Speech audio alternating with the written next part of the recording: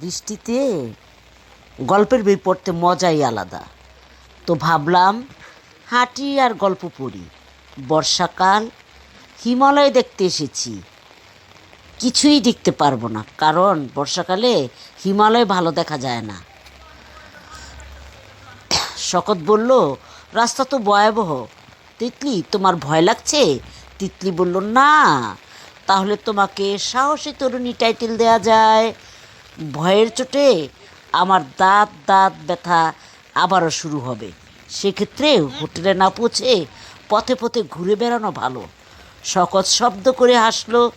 তিতলি মনে হলো মানুষটার হাসি খুব সুন্দর। হাসান বাইরে হাসি সুন্দর, তবে হাসান ভাই এত অদ্ভুত করে হাসতো না। তিতলি অস্বস্তি লাগছে। তুলনামূলক চিন্তা সে কেন করছে? এর মধ্যে তুলনার কি আছে? বড় ধরনের ঝাঁকি খেয়ে গাড়ি থামিয়ে দিল ড্রাইভার। হাসি মুখে বলল, বেহেনজি আ গেয়া। এত অন্ধকার কেন? নেপালি ড্রাইভার বাংলা বাক্য বুঝলো, জবাব দিল ইংরেজিতে, no electricity, power filter. Titli খুশি খুশি বলল, হোটেলটা খুব সুন্দর।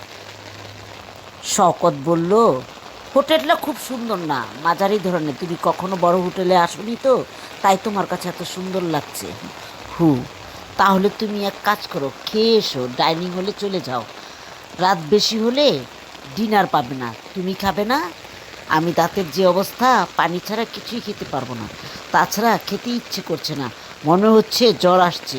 আমি চাদর মুড়ি দিয়ে শুয়ে থাকবো। নতুন জায়গায় তিতলির ঘুম হয় না। নগরকোটের হোটেলে তার খুব ভালো ঘুম হলো, দীর্ঘ ঘুম, এবং ঘুম আরামের ঘুম। ঘুম ভাঙল খুব ভোরে। হোটেলের ভেতরে তখন অন্ধকার। শওকত চাদর মুড়ি দিয়ে কুণ্ডলি পাকিয়ে ঘুমাচ্ছে। তার মাথা বালিশ থেকে সরে গেছে। বাচ্চাদের এই অভ্যাস শওকতের আছে। মাথার নিচে বালিশ থাকে না। তিতলির একবার ইচ্ছে করলো শওকতের মাথাটা বালিশে তুলে দেয়। তারপরে মনে হলো থাক। সে বাথরুমে ঢুকে হাত মুখ ধুইল, কল ছাড়লো খুব সাবধানে। অসুস্থ মানুষ ঘুম থেকে যেন না ভাঙে, কাঁচা ঘুম। তিতলি ঘরের দরজা খুলে বারান্দায় এলো। সেখান থেকে চলে এলো হোটেলের বাগানে। সে হতভম্ব হয়ে তাকিয়ে রইল। সে বিস্ময়কর দৃশ্য তার সামনে ছিল। তার জন্য তার কোনো প্রস্তুতি ছিল না। দিগন্ত জুড়ে হিমালয় পর্বতমালা, বরফের চাদরের ঢাকা। কি অপূর্ব দৃশ্য! তিতলি মনোমুগ্ধবর হয়ে এগুচ্ছে।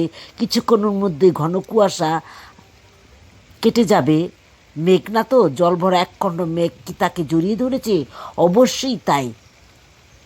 অ্যাম্বেসের উপরে দিয়ে মেঘ চলে যায়, হাতের মুঠে মেঘ ধরা যায়। এই তো সেই মেঘ। আকাশে মেঘ হাত দিয়ে ছোঁয়া যাচ্ছে।